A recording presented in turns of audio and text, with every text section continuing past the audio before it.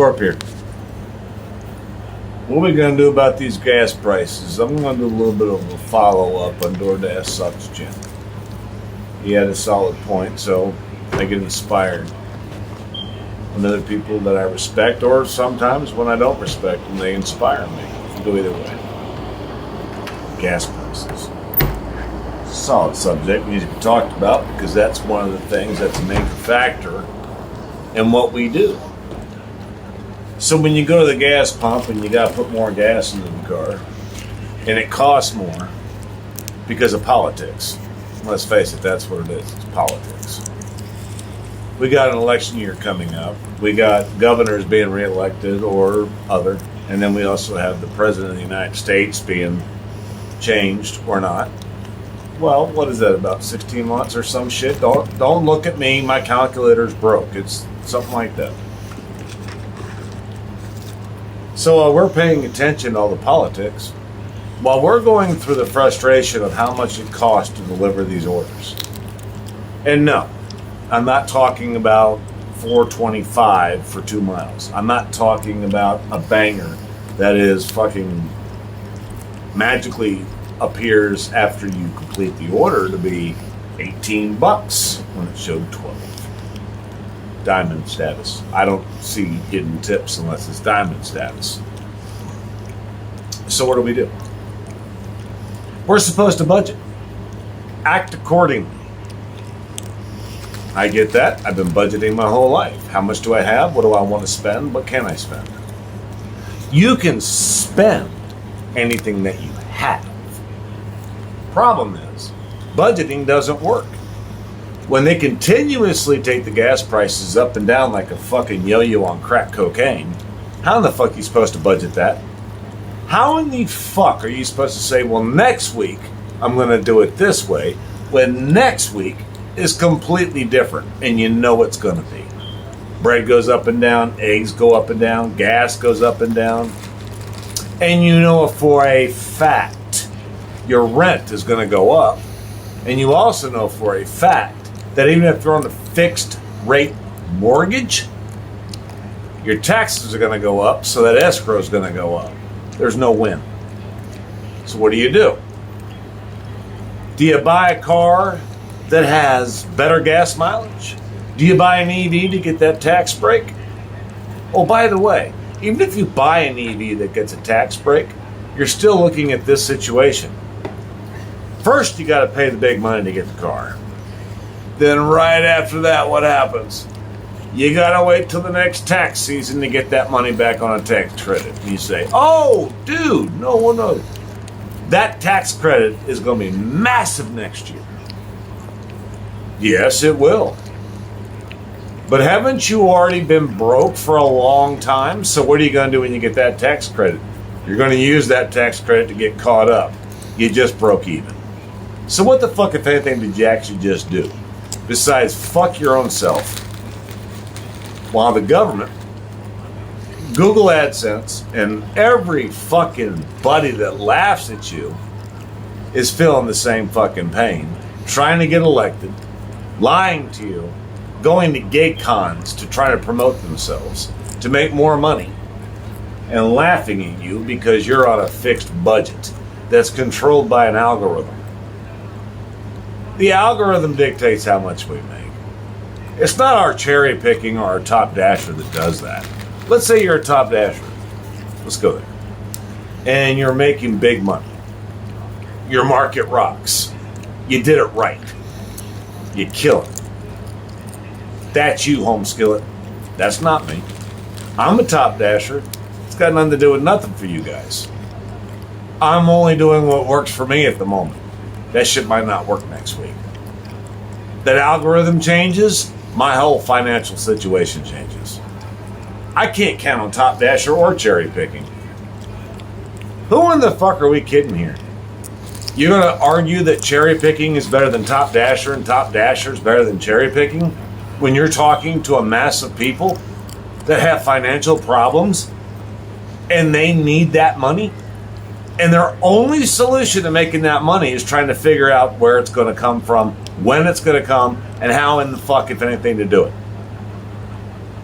Watching those ratings go down and up and down and up, contract violations popping up and going off, it's the same thing as the gas price. None of us have a shot in hell of having an answer to how to fix this problem. None of us. It's not just DoorDash, it's not just Uber Eats, it's not any gig platform, it's not the government.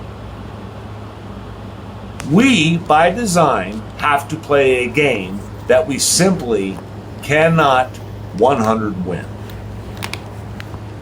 We get excited when it's a great day, we get fucked up when it's a bad day. We get fucked up when the utilities go up, we get excited when we turn off the lights, kill the air, and turn on the fan. Because utilities go down. How uncomfortable do we have to be before the government or DoorDash realizes that the very ones that are feeding them are the ones that are taking it up the ass? When we come and turn on that app and fill that tank as independent contractors, what's the first thing on your mind?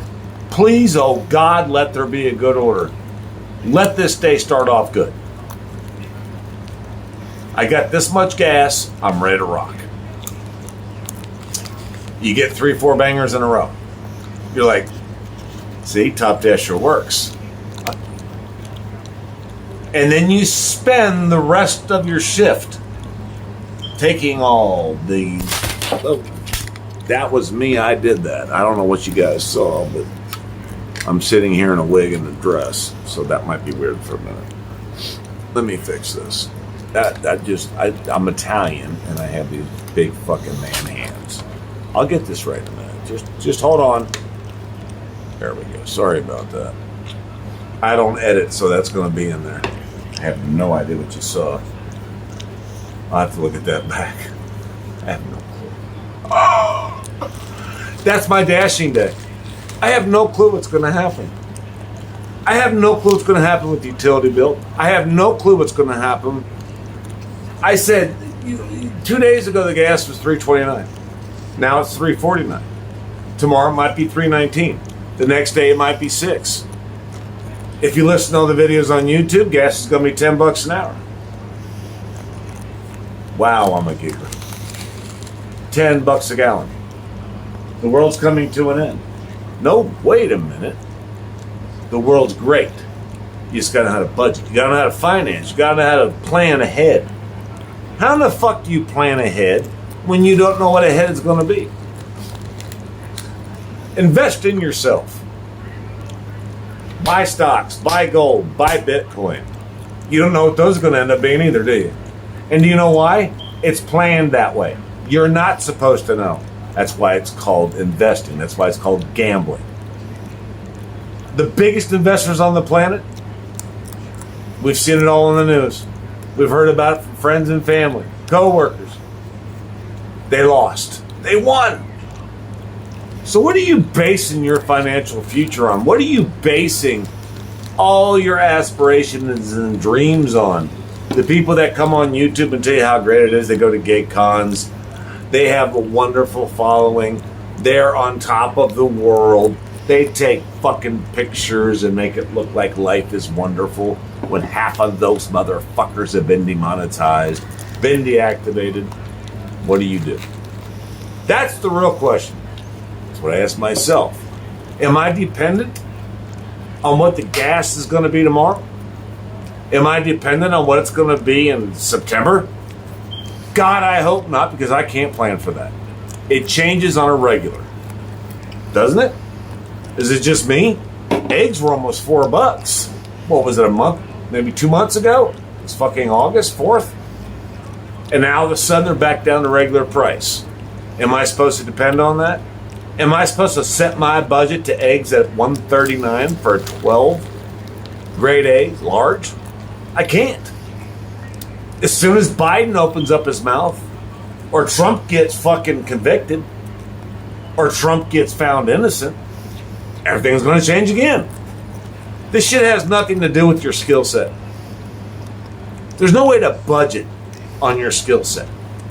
We are dealing with a different beast here, and that beast is reality.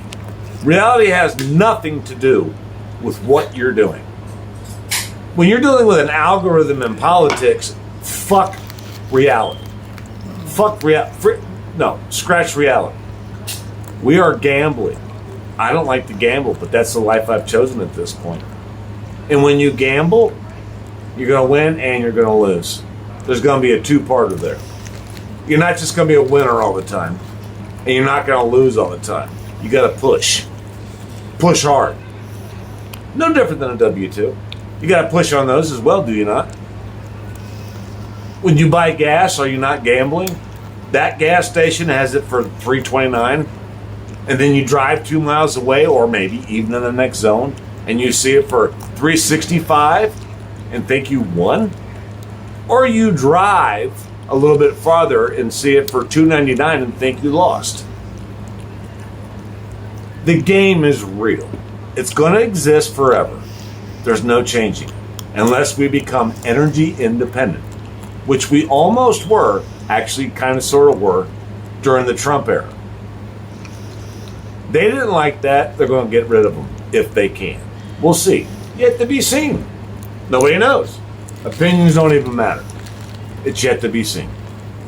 I don't like to speculate on what the fuck, if anything, is going to happen with Trump, Biden's son, gas prices, egg prices, milk prices. If DoorDash is going to send me a good order, if Spark is going to go down like they did today. I got apologies. I got push notifications from Spark today. Sorry for the inconvenience. We went down. We're back up. How do you budget with that? How would you budget with that when the apps glitch? You know for a fact that when you go out there and dash, when you do any type of gig work, what's the first thing on your mind? Please don't crash on me. Please work. Please let me have cell phone service. Please let my data come in at a relative speed that makes sense so that I can drop this off and get the hell out of here so the customer can pick up the food. Please let DoorDash understand when a scammer tells them that they didn't get the order, or they got the order wrong, or that I mishandled the food, or they were in a bad mood and they just had to take it out on somebody. You feel me? How do you budget on that? How do you wrap your brain around that and make it make sense? You don't. You're never going to. On a W-2 and in the gig world, there's two things that you got to consider when you go out and do these things. You are not in control. You are never going to be in control. It's just like with the gig apps. When they see something they don't like, they change it. When you see something that you don't like, you change it too. We're constantly changing. Our game, our mentality, our thought process, it's a non-stop shitstorm of animosity in our brains with the people that we work for or work with. Yeah. And when that happens, there is no budgeting. There's no complaining. Everybody's losing at that point. You have to find a way to make it work for you. And when you do that, the first thing that pops in your mind is, well, goddamn, I worry too much. People complain too much. There are certain people out there winning, and the people that are winning, they're complaining too, by the way. Have you noticed that? Pedro complained about getting demonetized. DoorDash complains about their shareholders being pissed off. Top Dashers, some of them, they raise the roof. Look how much money I made. Look how easy this is. You just got to know the system. Cherry pickers are like, fuck you. I'm not taking that order. I'm too good for it. I'm not playing that game. That's what they say. But yet they're in the game. So that technically means they're playing the game. They just think that they're smarter than it. None of us are. Not one of us. Not one motherfucker is smarter than the game. We're all sharing stories about gas prices, inflation, drama in the gig content creators world.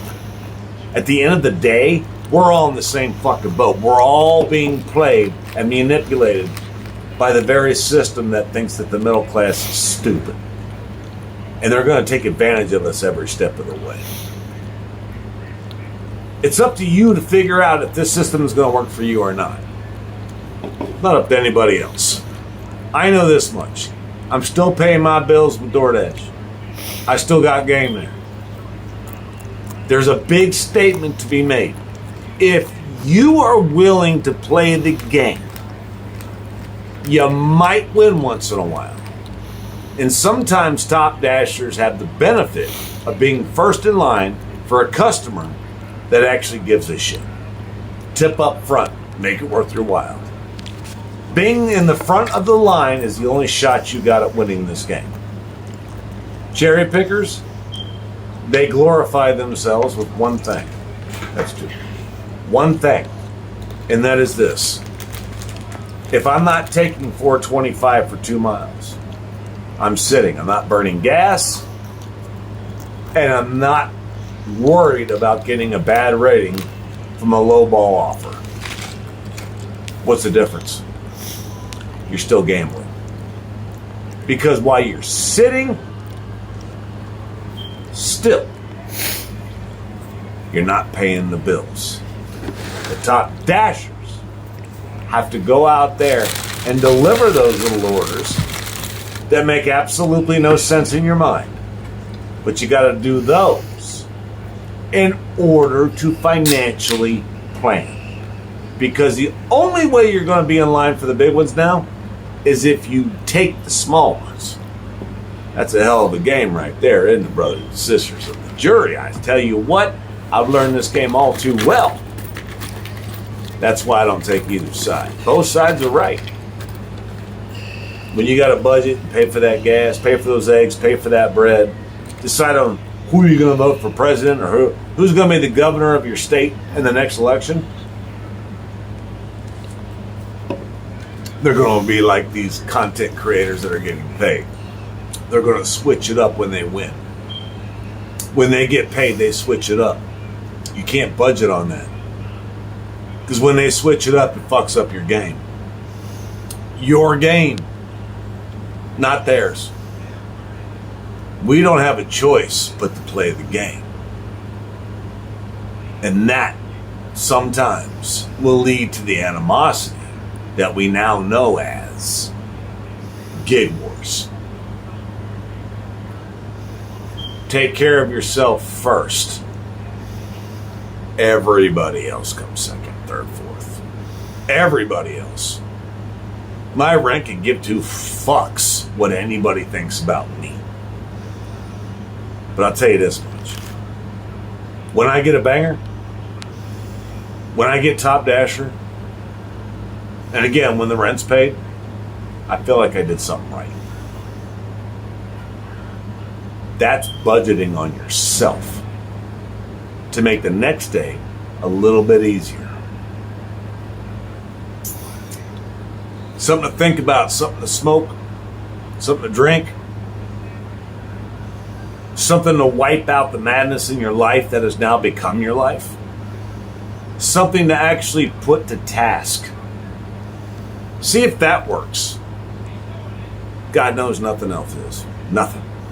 No advice, no tips, no tricks. A budget, gas? How? The gas prices keep changing. You got to do all kinds of special events and things in your life to make that gas price come down.